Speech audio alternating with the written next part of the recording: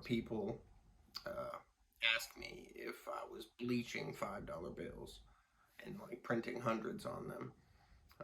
And I have tried that before, but I found that that is not the best method at all. So like in order to bleach a $5 bill, typically, you know, the little formula is you take Purple Power Automotive Degreaser, soak the bills in that, like put it in the microwave to get the ink off the bills. But even with that, you have to like scrub it off with a toothbrush or a sander or something. But the problem with that method is that the strip still says USA 5. And there's the watermark of Abraham Lincoln instead of Benjamin Franklin. So like really the only advantage of bleaching $5 bills is that they'll mark properly with the pen. So in my case, I was spraying the bills with a clear matte lacquer spray, which coated the paper so the pens would mark properly on whatever paper I was using. I ended up using Bible paper, which worked great for me, but basically bleaching $5 bills is pointless because the only advantage of that is the fact that the pens mark properly. I had a way around the counterfeit detection pens anyway, so yeah, bleaching fives is not a very effective method. Plus, if you mess one up, you're losing $5 for every bill that you have to throw away. So the route that I went was printing the front of the bill, the obverse, on a piece of Bible paper, and then on a separate piece of Bible paper printing the reverse, and then printing a strip and a watermark on the back of the reverse, and then gluing them together, thus embedding the strip and watermark. There wasn't a physical strip in my bills. I just printed the security thread to make it appear as if there was a physical strip embedded in the bill. But really, I just went on photo editing software and, found the right fonts, typed USA 100, and then another USA 100, inverted that, so it was every USA 100 was, every other one was flipped, and then I, made that image vertical to replicate the strip.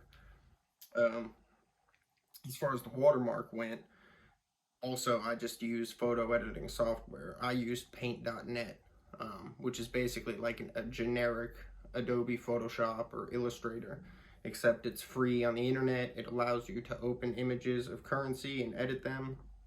And it's basically got all the same features as Adobe does. In order to get an image of the watermark, I basically just took a real $100 bill, held it up to the light, and snapped a picture of the watermark. And then I went in paint.net and just erased the background and basically had to redraw it from scratch, except I had the basic outline from the photo.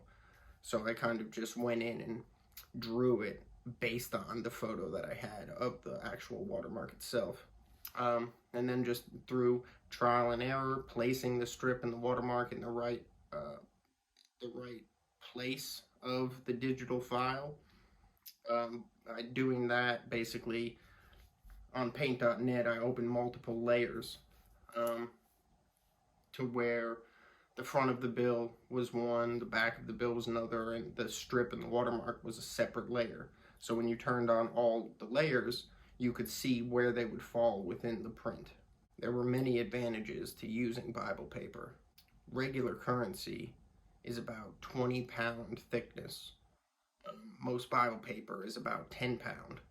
Therefore, when you glue two sheets of 10-pound Bible paper together, you've got about the exact thickness of a bill being 20-pound paper. Most Bible paper, which is actually called Scritta paper, is a cotton linen rag, which is the same type of paper used for money. For some reason, the type of Bible paper I was using wasn't bleached in the manufacturing process, so it didn't glow a bright fluorescent blue like most paper does, but it glowed a dull purple just like money does. The opacity of Bible paper was pretty much perfect. Obviously, depending on different types of Bibles, but the majority of the papers that I used, especially in the Jeremiah Study Bible, was just opaque enough to where when you sandwiched two sheets together, the strip and the watermark wasn't visible through the face of the bill, but if you held it up to the light, you could see it. And obviously, there was trial and error that went into that as well. Adjusting the opacity of the digital files, the brightness and contrast, to make it just light enough to where you couldn't see it through the face of the paper. The Bible paper I was using was too thin to send through a printer by itself. It would jam up and crimple up and everything. So I basically had to take the pieces of Bible paper and center it onto a regular piece of A4 printer paper, and tape along the edges of the Bible paper. That way you could feed it through the printer and print on the Bible paper without it jamming up and fucking up the printer. After I would print all the layers, so on like the obverse of the bill, I'd print the background color first.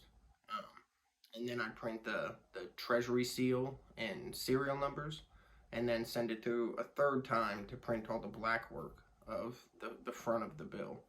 After all those were done, that side was complete. Then I'd print the reverse side of the bill, which that I basically printed the background color and then just all the green work as a second layer. But in order to print the strip and watermark on the back of the reverse, I'd have to cut a hole in the back of the A4 printer paper to access the back of the reverse Bible paper. So I'd cut a hole throughout the printer paper and then tape that so it wouldn't jam up, and I'd print the strip and the watermark. Every layer that I printed had to be specifically color matched to match the real $100 bill. And I did this with a cheap standard Canon MG series printer, which has a setting on it to where you can print color samples. You could print different color samples that I could then match with the actual background color of a $100 bill. And once I matched it to one of the little images, it had a list of color schematics. So then I'd go in and plug those into the settings of the printer and reprint the background color in the right size. And I had to color match the green treasury seal and serial numbers as well as the black work of the bill. The black work of the bill, there is no color in it, but I still had to adjust the settings as far as like contrast and opacity and brightness go. Every bill that I printed had a different serial number. I did this by basically taking the one layer with the serial numbers and treasury seal, and having one image with a certain serial number, and then just copy and pasting the numbers in different order. So at any given time, I had at least 25 templates of different serial numbers. That way, when I'd print 25 different $100 bills, they'd all have their own unique serial number. I typically printed about 2,500 a day on any given day. So every day I printed, all the bills that were in my possession all had different serial numbers. And I think that's a way that I never got caught by ripping off drug dealers, or when the couple times that I've been stopped by the police and the police looked at the bills, they all had different serial numbers. They had strips and watermarks that marked with a pen. They had color shifting ink. So there was really no way that anyone could prove that the bills were fake, even if they had suspicion. A lot of times I'd go to buy like a half ounce of heroin from somebody with all fake $100 bills. And a couple times they'd look over the bills and be like a little skeptical, or I could tell that they suspect that the bills were fake, but they'd always just mark them with a pen if they had a pen. Some drug dealers carried counterfeit pens with them. But yeah, like they'd always hold them up to the light. A couple dealers that I got would scratch the shirt, or they'd feel the texture on the front of the bill. But I got around that using a clear, fine tip glue pen used for embossing. I just drew little lines on Benjamin Franklin's shirt to give it a little bit of raised up texture. After the bill was glued together, I would take an invisible ink UV pen and draw a line down where the strip was. The UV pens I got were invisible to the naked eye, but when you shine a UV black light onto it, it glows red. So drawing a line down the strip, you couldn't see any ink on the face of the bill, but if anybody were to shine a black light on it, the strip would appear to glow red. To replicate the color shifting ink, I had a little process. I basically take a specific green metallic jelly roll pen, and draw over the 100. And then I took a holographic green eyeshadow and touch up the 100 with that, which gave it a color shifting effect. I'd print the 100 in just black. That way, when I went over it with the holographic green eyeshadow, it appeared to sparkle a metallic green until you shifted the bill, and then you'd see what I printed underneath it, which was just black. So it gave a really good like optical illusion to make it appear as if it was color shifting from metallic green to black. But really, it was shifting from a metallic green to invisible. But I printed the black 100 underneath it, so it appeared as if it shifted from metallic green to black. The way that I sprayed the bills with the clear matte lacquer was in a certain way to give it a texture. I would spray the bill with a thick coat first to ensure that the counterfeit pens would mark properly. And then once that dried, I would spray multiple layers from a distance and let the spray can, the matte lacquer, kind of mist on, which gave it almost a sandpaper texture. And then I'd just run it along the edge of a table and kind of knock off that gritty feel, but it just gave it this crisp, raised texture like money. A lot of people think when you get a counterfeit bill or whatever, you crumple it up and straighten it out and crumple it up and straighten it out to make it look like it's old and worn. But that really wasn't a good thing with my bill, specifically at least, because the matte lacquer coated the bill. So the pens wouldn't touch the paper when you mark it with the counterfeit pen, because you're actually coating it with lacquer. So as you crumple up the bill, it actually breaks that seal of the lacquer. So I preferred to keep my bills looking fresh and brand new, as if they were straight out of the bank. And a lot of times the different serial numbers I would use, I would copy and paste the serial numbers in sequential order. That way it almost appeared as if I went to the bank, pulled out $1,000, and they gave me brand new, crisp $100 bills that were all sequential in serial number. To line the bills up, the front and the back, when I glued them together, I used a light board, which is basically just a big piece of glass with mounted LED lights underneath it. So as I laid the reverse of the bill on the glass, you could see right through everything. So then I'd take that reverse, the inside of it, and mist on a little bit of Gorilla Glue spray, and then set it on the light board. And then, because I could see through the bills, I would take the front of the bill and line it up just right. Squeegee them together, let that dry, and then coat both sides with the matte lacquer. I primarily counterfeited the 96 series $100 bill just because they were still accepted everywhere. They weren't really, it wasn't really sketchy to use them because they aren't that old still. But I do have ways to counterfeit the new Blue Note.